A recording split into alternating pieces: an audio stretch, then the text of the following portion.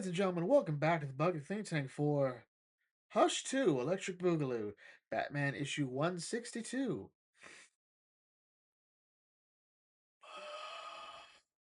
Yeah, yeah, this is back. So while the main Batman book is going through its relaunch with three solid issues by Matt Fraction, Jeff Loeb is still on the old Batman run, finishing off his Hush story. And yeah, yeah. So anyway. When we last left off, Bruce was still kind of going through it, and how do I want to say this? The rest of the Bat family is kind of against him. Like after Barbara Gordon is all in her feelings about her dad getting roughed up or getting hurt, courtesy of Hush, and whatnot. Bruce trying to calm her down. It doesn't quite make sense. And then everyone else shows up ready to do something, I guess. Riddler's here, and okay. They're like, step away from Batgirl. I'm like, okay, yeah, we fought. It was a thing. I don't know what's going on with everybody. And he's like, look, fine, I don't have time for this. All right, so he's like, look, I'm sorry. He injects with something to, put her out. And he feels kind of bad because, it's the loss of control, from the from the injection. Like, it probably brings back that memory. I'm like, probably, maybe, highly doubt it. Now, granted, in New 52, Babs was mentioning that she still freezes up when a gun is pointed, like, in the general direction, like, near her spine. I'm like, that makes sense, She was shot there, paralyzed there, had to go through a whole process and a whole reboot that turned out to not be a reboot. Uh, just be Dr. Manhattan, but whatever. She went through a lot to get back on her feet, literally. So yeah, it makes sense that she'd still have some hangups from that. And of course, Bruce mentioned like, oh, Nightwing has the same problems, similar problems. Oh, my kids were all messed up. So Bruce like, I got other things to deal with right now. Gotta find Hush. And as he sees Hush, he goes after Hush. Selina tackles him through a stained glass window. Like, we need a little cat chat. I'm like, cat chat? Now, to be fair, to be fair, these two were pretty much at the center of the first two Hush stories. Hush and Heart of Hush was sort of in the background, not even the background, but the other story was the exploring of the relationship between Bruce and Selina. And to be fair to both those stories were really good for that. If anything, the mystery of Hush wasn't as interesting as these two and their back and forth in their actual attempt to be a couple. I like that this happened. The conversation is weird. I was like, what were you thinking out there? Barbara's close to the dog, like, she started it. I'm like, she started, what are you, 5? And to be fair, she did start it. But yeah, what's this whole she started it thing? Also, are we really saying that Bruce is basically as close to Selina, as close to Barbara as like a father? I don't think so. Like how the relationship works, it varies. The mileage varies from book to book and writer to writer. Um, Gail Simone in her Batgirl run, I think she said it best. Um, Bruce has never had to tell her that he loves her. Like he never needed to. He never does. But he's always been there. In another world, sure, I can kind of see that relationship, but out of all the Bat family members, like sure, like the ones he's like surrogate dad to, Dick, Jason, Tim, Damien, basically, if for no other reason, it's actually his son, and I would say Cassandra Cain. Um, that's kind of it, but either way. So the conversation comes up exactly how important the Bat family is to him. Okay, the fact that he didn't ask for anything and ask his kids like you don't you didn't.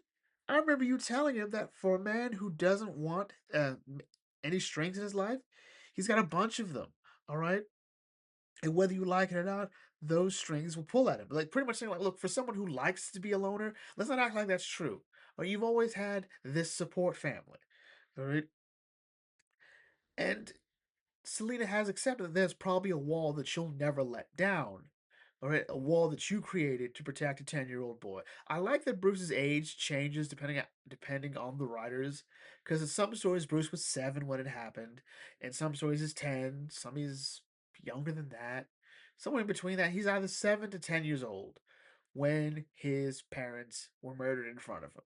All right, and so, in the midst of like this actual conversation to get to know each other, to sort of like get to what's really freaking Bruce out, isn't more than Hush.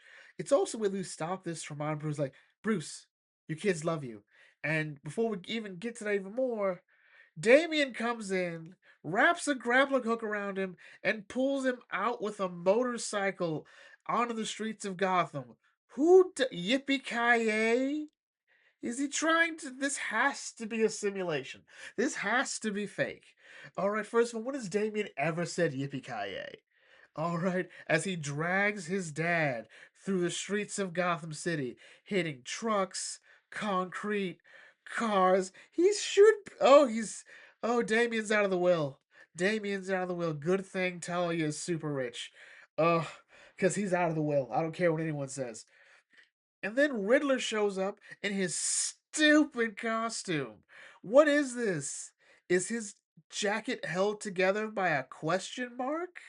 Like one giant question mark? And it really just spends the whole time like, hey, question, what time is it to expect the unexpected? Answer, Nigma time. I'm like, oh my god. Oh my god! And he's going the whole. This is the whole thing recently. And ever since Tom King came up, he's like, okay, so instead of actually having a conversation, it's more riddles, more riddles, more riddles. I talk through riddles. I'm like, you are the epitome of mentally unwell, aren't you?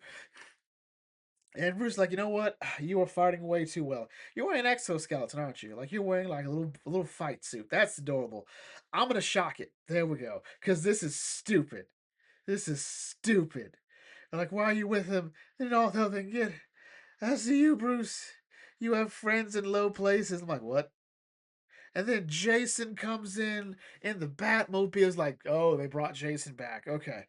Hush comes in, ready to light some lead, like pump everybody full of lead. Huntress comes in and she spins her bow staff, and that blocks the bullets. I'm like, oh, okay. Hey, Babs waking up. And Jason, like, hey, Huntress, help me out. I won't betray you. Joke, I'll betray you. Also, we were supposed to work together in my Red Hood comic, but the author said a bunch of messed up stuff things about I think it was Charlie Kirk's assassination. Yeah, and she got pulled off the book. Newsflash, people, when you have a job, don't go on social media and posting stupid stuff. That's politically neutral, by the way. Doesn't matter. But anyway. All right, so Batman's like, okay, so yeah, yeah. And I was like, look, I came to talk. Like, none of you want to listen, so it's irrelevant. Like, I'm not letting you leave. Like, I don't think any of you realize this is my book. All right, this is you're called the Bat Family, not the Nightwing family. This is not Nightwing and sometimes Batman. So this Batman in his book, Detective Comics. I've got that one too. There's Batman and Robin. We've never had Robin and Batman. All right, last time we had a Robin in the movies. We don't talk about it. There we go. I'm hitting you all with the Batmobile door. He throws it. He goes in the car. Hits activate. Super big explosion. And Bab's like, he wasn't escaping. He saved us. As the Batmobile falls down, I'm like, what is going on? Then I look in this bottom corner, this bottom right corner, and I'm like, is that Bane? Is that Croc? Is that three other shapes I can't determine right now? And it turns out Joker's waiting for him the whole time. So this was pretty much Bruce figured this out from Riddler when Riddler said you've got friends in low places. I'm like, okay, that is kind of interesting. It okay, that's a lie. It's a lot. It's just this is possibly the quickest story we've had for this whole Hush to Electric Boogaloo story, and I'm trying to figure out who is not thinking the most here. Is it the Bat Family? Because I'm still not over Jason working with Hush to not kill the Joker. I'm just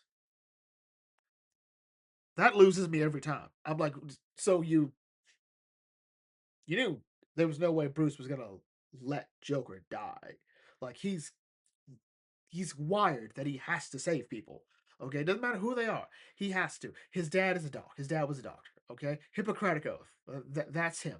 Okay, so then you thought not killing Joker. Like you've got Joker, you took him, and the whole time you didn't kill him. And then Babs is in her feelings about what happened to her dad. And to be fair, I don't think anyone has bigger plot armor than Jim Gordon because Jim Gordon has no armor, he has no super training, but he survives everything. Right? He's been shot, left to die. He's gone after Joker a couple times. He survived No Man's Land. He's been a dick to just about everybody. It's just I don't get it. I don't get how he keeps surviving. He's gonna survive this too. He's been smoking nonstop to the point where only Injustice is giving him lung cancer. Except for that, what was that? Dark Prince, where he was vaping, and that was wild. Dick is like, well, I trust Bruce. Bruce shot Jason. Well, he probably thought Jason was Clayface, and he also knew that Jason had a helmet. So I'm like, yeah, Bruce shot Jason, but he figured at best he'd be fine. He was trying to figure out who was Clayface. Even Jason's like, you probably thought it was Clayface. But like, you shot me? I'm like, wait, if we're all good, why are we good? And then Bane comes in, and I'm like, why is anyone talking to Bane? Bruce would never talk to Bane. Alfred, why are you like Damien? Why is Damien talking to Bane? All right, how does Damien know anything about what's going on in this story that says he needs to get Bane? And why is he being a psycho, dragging Bruce through Gotham City like a rat? Like it's just, uh, and where is Tim Drake? Why is everyone here but Tim Drake?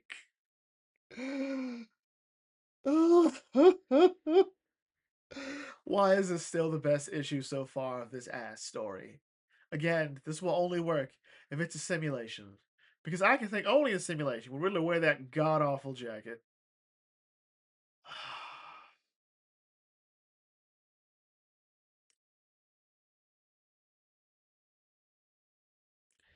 Anyway, with that in mind, let's bring this video to a close here. If you're new to the Bucket Think Tank, feel free to like, comment, share, and subscribe.